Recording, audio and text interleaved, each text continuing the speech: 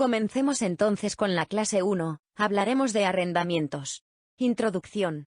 La NIF 16 Arrendamientos fue emitida por el IASB en 2016, y reemplaza a la NIC 17 para los ejercicios que iniciaron a partir del 1 de enero de 2019. Para los arrendatarios, existen cambios muy relevantes que podrían tener un impacto importante, particularmente para las entidades que previamente hayan tenido una proporción grande de financiamiento fuera de su balance bajo la modalidad de arrendamientos operativos. Ya no estará disponible el tratamiento contable tradicional de los arrendamientos operativos. Todos los contratos de arrendamientos que estén dentro del alcance de la NIF 16 deberán ser incorporados en el estado de situación financiera por los arrendatarios, reconociendo un activo de derecho de uso y el pasivo relacionado por arrendamiento, haciéndolo al comienzo del arrendamiento, con la contabilidad subsiguiente generalmente similar al modelo de arrendamiento financiero según la NIC 17.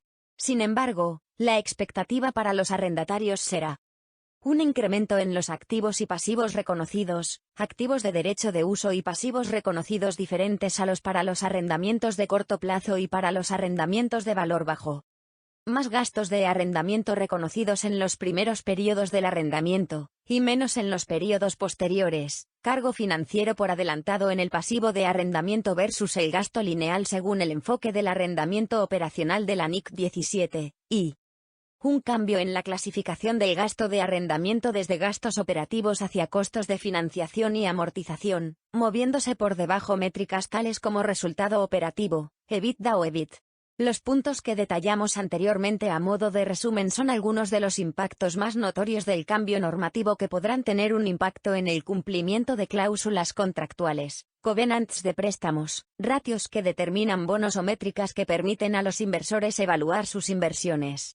Resulta de vital importancia lograr una rápida comprensión del tema para que las diferentes organizaciones puedan medir el impacto que los cambios normativos puedan tener en diversos contratos para poder ir revisándolos y modificándolos con anterioridad a la entrada en vigencia de la nueva norma. La presente guía para el estudiante incluye una descripción de los aspectos más relevantes de la norma y algunos ejemplos prácticos que buscan dar apoyo en el proceso de aprendizaje del tema, no buscando ser un sustituto de la misma. Alcance de la NIF 16. La nueva norma sobre arrendamientos aplica a todos los arrendamientos, incluidos los arrendamientos del derecho de uso de activos subarrendados, con la excepción de aspectos específicos contemplados por otras normas, en concreto. Arrendamientos para explorar o utilizar minerales, petróleo, gas natural y recursos similares no renovables. Contratos incluidos en el ámbito de aplicación de la CINIF 12 Acuerdos de concesión de servicios. Para los arrendadores, licencias de propiedad intelectual incluidas en el ámbito de la NIF 15 Ingresos procedentes de contratos con clientes, y para los arrendatarios, arrendamientos de activos biológicos dentro del ámbito de aplicación de la NIC 41 Agricultura. Y derechos en virtud de contratos de licencias incluidos en los ámbitos de aplicación de la NIC 38 Activos intangibles como películas, grabaciones de vídeo, reproducciones, manuscritos, patentes y derechos de autor. Se permite a los arrendatarios aplicar la norma NIF 16 a los arrendamientos de otros activos intangibles. 3. Arrendamientos a corto plazo y arrendamientos de activos de bajo valor. Con el objetivo de no perder el foco en la relación del costo y beneficio en aplicar la NIF 16, el IASB ha incluido cierta simplificación práctica, permitiendo contabilizarlos arrendamientos a corto plazo y los arrendamientos de activos de bajo valor directamente como un gasto, normalmente de forma lineal a lo largo de la duración del arrendamiento, es decir, seguir como con los actuales arrendamientos operativos. Se define arrendamiento a corto plazo como aquel que no incluye una opción de compra, y que posee una duración desde la fecha de inicio igual o inferior a 12 meses. La elección de aplicar esta excepción a los arrendamientos a corto plazo debe de hacerse a nivel de cada clase de activos arrendados. 4. Definición de arrendamiento. La norma diferencia un arrendamiento y un contrato de servicios en función de la capacidad del cliente de controlar el activo objeto del arrendamiento. Un contrato es, o contiene un arrendamiento si otorga al cliente el derecho a ejercer el control del uso del activo identificado durante un periodo de tiempo a cambio de una contraprestación. Se considera que existe control si el cliente tiene A. Derecho a obtener sustancialmente todos los beneficios económicos procedentes del uso de un activo identificado, y B. Derecho a dirigir el uso de dicho activo.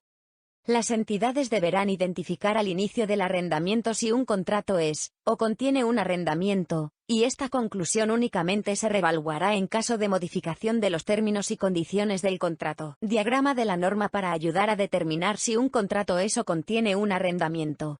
Primero debemos preguntarnos, ¿existe un activo identificado? Si la respuesta es no, entonces el contrato no contiene un arrendamiento. Si la respuesta es sí, entonces nos seguimos preguntando, ¿tiene el cliente el derecho de obtener sustancialmente todos los beneficios económicos del activo a lo largo del periodo de uso? ¿Tiene el cliente, proveedor, o ninguna de las partes, el derecho de dirigir la forma y finalidad del uso del activo a lo largo del periodo de uso? ¿Tiene el cliente el derecho a explotar el activo a lo largo del periodo de uso, sin que el proveedor pueda cambiar dichas instrucciones de explotación? ¿Ha diseñado el cliente el activo de una forma que predetermina la forma y finalidad en que será usado el activo a lo largo del periodo de uso? Si la respuesta a todo esto es sí, entonces el contrato contiene un arrendamiento según la NIF 16. 5. Contabilidad del arrendatario. A. Reconocimiento. El arrendatario deberá reconocer en la fecha de inicio del arrendamiento un derecho de uso del activo y un pasivo por arrendamiento. La fecha de inicio de un arrendamiento se define en la norma como la fecha en la que el arrendador pone el activo subyacente a disposición del arrendatario para su uso. B. Valuación. Derecho de uso del activo.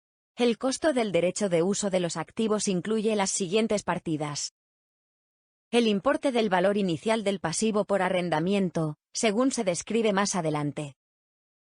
Cualquier pago por arrendamiento abonado al arrendador con anterioridad a la fecha de comienzo o en la misma fecha, una vez descontado cualquier incentivo recibido por el arrendamiento. Cualquier costo directo inicial incurrido por el arrendatario y una estimación de los costos en los que incurrirá el arrendatario para el desmantelamiento y retiro del activo subyacente, o para restaurar el activo subyacente al nivel exigido en los términos y condiciones del arrendamiento o el sitio en el que se encuentra ubicado. Posteriormente, la evaluación del derecho de uso de los activos irá por el modelo de costo o el modelo de reevaluación de la NIC 16 propiedades, planta y equipo, reconociendo, por tanto, la amortización y el deterioro en la cuenta de pérdidas y ganancias y, en caso de aplicación del modelo de revaluación, las revalorizaciones en patrimonio. No obstante, la NIF 16 exige que la evaluación del derecho de uso de una inversión inmobiliaria arrendada se realice a su valor razonable si la entidad utiliza el modelo de valor razonable en virtud de lo dispuesto en la norma NIC 40 propiedades de inversión para las inversiones inmobiliarias que posea. Como se expone más adelante, el derecho de uso de los activos también se ajusta como resultado de ciertos cambios en el pasivo por arrendamiento de manera posterior al inicio del arrendamiento. Veamos ahora el pasivo por arrendamiento. Las entidades deberán valuar los pasivos por arrendamiento al valor actual de sus cuotas de arrendamiento, descontadas utilizando el tipo de interés implícito en el arrendamiento, si dicho tipo de interés puede determinarse fácilmente. Si una entidad no es capaz de calcular el tipo de interés implícito en el arrendamiento, el arrendatario deberá utilizar el tipo de interés incremental de sus préstamos. Los pasivos por arrendamiento deben incluir las siguientes partidas: cuotas fijas, incluyendo cuotas en sustancia fijas, menos cualquier incentivo de arrendamiento que se vaya a recibir del arrendador. Cuotas variables que dependen de un índice o de un tipo de interés, como un índice de precios al consumo, o un tipo de interés de referencia, utilizando el índice o el tipo de interés en la fecha de inicio del contrato. Importes que el arrendatario espera pagar en virtud de garantías de valor residual. Precio de ejercicio de la opción de compra si el arrendatario tiene certeza razonable del ejercicio de dicha opción y pagos de penalizaciones por terminar el arrendamiento, si el período del arrendamiento refleja el ejercicio de la opción de terminarlo por parte del arrendatario, es decir, porque existe una certeza razonable al respecto. Posteriormente, el arrendatario irá incrementando el pasivo por el arrendamiento para reflejar el interés devengado y reconocido en la cuenta de pérdidas y ganancias, deducir las cuotas que se van pagando del pasivo, y recalcular de nuevo el valor contable para reflejar cualquier revisión, modificación del arrendamiento o revisión de las denominadas cuotas en sustancia fijas. Arrendatario, que incluye el activo por el derecho de uso. El activo por el derecho de uso es igual al valor inicial del pasivo, más pagos iniciales al arrendador, menos incentivos recibidos por el arrendamiento, más costos directos, más costos de desmantelamiento o rehabilitación. Revisión del pasivo por arrendamiento. El arrendatario deberá revisar el pasivo por arrendamiento en los siguientes casos. Cuando se produzca un cambio en el importe esperado a pagar en virtud de una garantía de valor residual. Cuando se produzca un cambio en las futuras cuotas de arrendamiento para reflejar la variación en un índice o en un tipo de interés utilizado para determinar dichas cuotas, incluida, por ejemplo, una revisión del alquiler de mercado.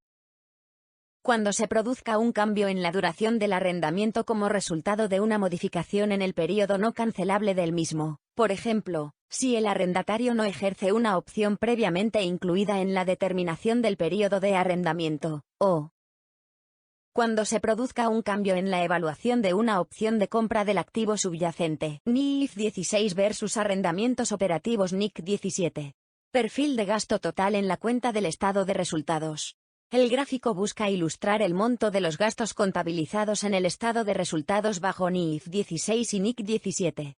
Bajo el esquema anterior el gasto por arrendamiento era línea recta en base al monto establecido en el contrato, en cambio bajo el nuevo esquema el monto del gasto es decreciente dado que a la amortización lineal del derecho de uso se le suman los intereses devengados del pasivo financiero que son decrecientes en la medida que se amortiza la deuda. Arrendatario, que incluye el pasivo inicial por el arrendamiento. El valor actual incluye pagos por rentas y pagos al final del contrato. En los pagos por rentas encontramos pagos fijos incluyendo aquellos que son fijos en sustancia. Pagos variables se incluyen aquellos que dependen de un índice o tipo, como el IPC. Se excluyen de los pagos variables aquellos que dependen del desempeño futuro o uso, como ventas, una rentabilidad, etc. Y pagos opcionales si son razonablemente ciertos, por ejemplo, pagos por opciones de compra, penalizaciones por cancelación, etc. Se excluyen de los pagos opcionales los que no son razonablemente ciertos. Por otro lado, dentro de los pagos al final del contrato, encontramos garantías de valor residual si se espera el pago de, por ejemplo, obligaciones de cubrir variaciones en el valor del activo subyacente. 6. Revelaciones. El objetivo general de NIF 16 es que las entidades den información que permita a los usuarios de los estados financieros evaluar el efecto de los arrendamientos en la situación financiera, el resultado y los flujos de efectivo del arrendatario. La norma amplía considerablemente los requisitos actuales de información sobre arrendamientos. Los requisitos exigidos de información cuantitativa de tipo más general incluyen la amortización por el derecho de uso de activos por categoría de activo subyacente. Gasto por intereses en pasivos por arrendamiento. Gasto relacionado con los arrendamientos de corto plazo. Gastos relacionados con el arrendamiento de activos de bajo valor. Gasto relacionado con cuotas variables de arrendamiento no incluidas en la valoración de los pasivos por arrendamiento. Ingresos derivados del subarrendamiento de derechos de uso de activos. Salida de efectivo por los arrendamientos. Adiciones de derecho de uso de activos. Ganancias o pérdidas derivadas de las transacciones de venta y arrendamiento posteriori. El valor contable del derecho de uso de activos al final del ejercicio, por categoría de activo subyacente. Además, el arrendatario deberá presentar un análisis de vencimiento de los pasivos por arrendamiento, separado de otros pasivos financieros, de conformidad con lo dispuesto en la NIF 7 Instrumentos financieros. Información a revelar. Veamos ahora su presentación. A continuación, se resumen los principales requisitos de presentación. En el estado de situación financiera registramos el derecho de uso, el activo, y el pasivo por el arrendamiento. En el estado de resultado integral presentamos la amortización del derecho de uso del activo, y gasto por intereses del pasivo por arrendamiento, gasto financiero. En el estado de flujos de efectivo presentamos pagos en efectivo por el principal del pasivo por arrendamiento, dentro de las actividades de financiación, Pagos en efectivo por los intereses del pasivo por arrendamiento, presentados en coherencia con otros pagos de intereses. Cuotas de arrendamientos de corto plazo, pagos por arrendamientos de activos de bajo valor, y cuotas variables de arrendamiento no incluidas en la valoración del pasivo por arrendamiento, dentro de las actividades de explotación. 7. Contabilidad del arrendador. La NIF 16 mantiene sustancialmente los requisitos de contabilidad del arrendador de la NIC 17 arrendamientos, exigiendo al arrendador clasificar el arrendamiento en operativo o financiero. Un arrendamiento financiero es un arrendamiento en el que se transfieren sustancialmente todos los riesgos y beneficios derivados de la propiedad del activo. La norma incluye ejemplos de situaciones en las que un arrendamiento se califica como arrendamiento financiero. Arrendamientos financieros.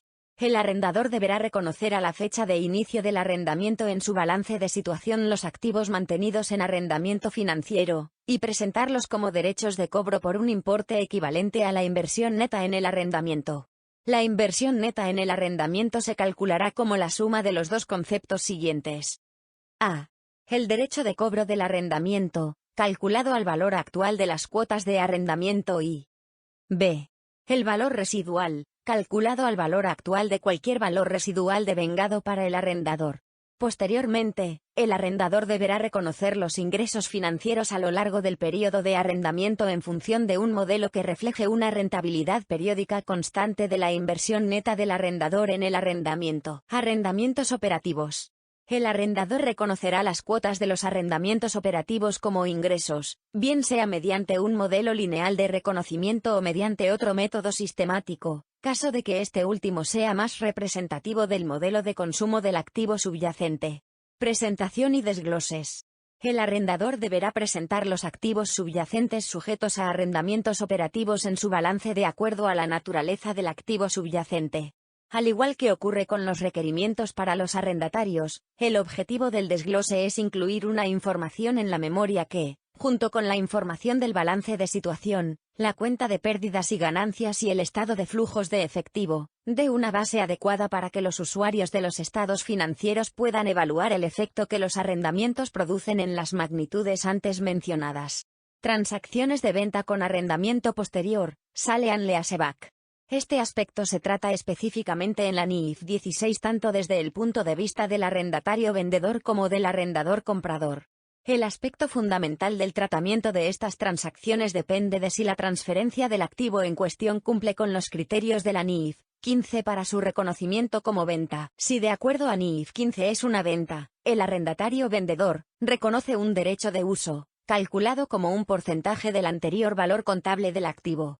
Esto se calcula como el valor actual de pagos por arrendamiento, dividido el valor razonable del activo, multiplicado el valor contable, que representa el derecho de uso que ha retenido. Seguidamente, el arrendatario vendedor contabiliza la transacción de venta, reconociendo el importe recibido en la operación y dando de baja el activo vendido. Se reconoce un resultado por la diferencia de los valores anteriores. Si el precio no es el valor razonable del activo, o las cuotas de arrendamiento no son de mercado, se deben realizar los ajustes para reflejar estas circunstancias, es decir, los pagos anticipados de las cuotas de arrendamiento o de la financiación adicional proporcionada por el arrendador comprador, respectivamente. Por otro lado, si de acuerdo a NIF 15, no es una venta, el arrendatario vendedor continuará reconociendo el activo subyacente, y registrará un pasivo financiero por el importe recibido en la operación. El instrumento financiero se contabilizará posteriormente de acuerdo a la norma de instrumentos financieros, NIF 9 o NIC 39, según corresponda. Desde el punto de vista del arrendador comprador, si de acuerdo a NIF 15, es una venta, el arrendador comprador contabilizará normalmente la compra del activo subyacente, en virtud de la norma aplicable, por ejemplo, NIC 16 para la compra de inmovilizado material, y contabilizará el arrendamiento, según la NIF 16 para arrendadores. Si no es una venta, tendrá un activo financiero con respecto al pago realizado. El instrumento financiero se contabilizará posteriormente de acuerdo a la norma de instrumentos financieros, NIF 9 o NIC 39, según corresponda. Veamos ahora la fecha efectiva y la transición. La norma es aplicable para ejercicios anuales a partir del 1 de enero de 2019. Se permitirá la aplicación anticipada a las entidades que apliquen la NIF 15 ingresos procedentes de contratos con clientes con anterioridad o en la misma fecha de aplicación inicial de NIF 16. La norma establece requisitos específicos de transición para la definición de arrendamiento, permitiendo aplicar la misma conclusión alcanzada en virtud de la NIC 17, y CINIF 4 determinar si un contrato contiene un arrendamiento, con respecto de contratos celebrados con anterioridad a la fecha de la aplicación inicial de la NIF 16. La valoración del derecho de uso de activos y pasivos de arrendamiento, evitando el cálculo retrospectivo total de estos saldos. Las transacciones de venta con arrendamiento posterior, anteriores a la fecha de la aplicación inicial, se contabilizarán conforme a la conclusión a la que se llegó en NIC 17, basada en la determinación de si la transacción fue una venta con arrendamiento operativo posterior o con arrendamiento financiero, y los importes previamente reconocidos en relación con combinaciones de negocio, cada activo o pasivo relacionado con los términos favorables o desfavorables de los arrendamientos operativos previamente reconocidos se darán de baja, y el valor contable del derecho de uso asociado del activo será ajustado por dicho importe. La NIF 16 podrá aplicarse por vez primera por los arrendatarios, bien de forma completamente retrospectiva o bien mediante un método retrospectivo modificado. Si se opta por este segundo método, la entidad no reexpresará la información comparativa, y registrará el efecto acumulado de la primera aplicación de la norma como un ajuste al saldo inicial del patrimonio, reservas o como corresponda, a la fecha de primera aplicación. Y para terminar, saquemos conclusiones. A continuación, expresamos un resumen de los elementos más importantes que debemos considerar de la NIF 16. La norma trata tanto la identificación de los contratos de arrendamiento como su tratamiento contable en los estados financieros de arrendatarios y arrendadores. La nueva norma sustituirá a la NIC 17 actualmente vigente, y las interpretaciones asociadas. La NIF 16 se basa en un modelo de control para la identificación de los arrendamientos, distinguiendo entre arrendamientos de un activo identificado y contratos de servicio. Hay cambios muy significativos en la contabilidad del arrendatario. Los arrendamientos operativos, actualmente off-balance, entrarán en balance. Desaparece el teste de clasificación actual. Se elimina la diferenciación entre arrendamientos financieros y operativos. Se introduce un modelo único de arrendamiento en el que se reconocen todos los alquileres en el balance, más activo y pasivo, como si fueran compras financiadas, con excepciones limitadas para los arrendamientos a corto plazo y los arrendamientos de activos de bajo valor. Por el contrario, prácticamente no hay cambios en la contabilidad de los arrendadores, que seguirán con un modelo dual similar al de NIC 17 actual. Los arrendadores seguirán haciendo un test de clasificación para distinguir entre arrendamientos financieros y operativos. La norma cambia la foto del balance, la cuenta de pérdidas y ganancias y el estado de flujos de efectivo, modificando métricas fundamentales del negocio. Esto se traduce en impactos operativos, financieros e incluso de tipo legal, como, por ejemplo, la necesidad de revisiones contractuales por ratios de cumplimiento en contratos, por ejemplo, covenants en acuerdos de financiación, potenciales. Modificaciones en la calificación crediticia de la entidad e incluso su planificación de políticas de distribución de dividendos, etc. Lógicamente, y en función del sector y volumen de contratos que maneje la entidad, la norma plantea un reto para los sistemas y controles internos que sean necesarios implementar para capturar la información necesaria para su contabilización y desglose. La entrada en vigor de la norma para los ejercicios iniciados a partir del 1 de enero de 2019 contempla un cierto horizonte temporal por delante porque el IASB entiende que es necesario un periodo de transición amplio, tanto por la magnitud de los cambios, como por la aplicación el año anterior, 1 de enero de 2018, de las nuevas NIF 9, instrumentos financieros, y NIF 15, ingresos procedentes de contratos con clientes. La NIF 16 se puede aplicar anticipadamente si se aplica también a la vez la NIF 15. Y finalmente hemos terminado. Gracias por estudiar conmigo. Nos vemos pronto.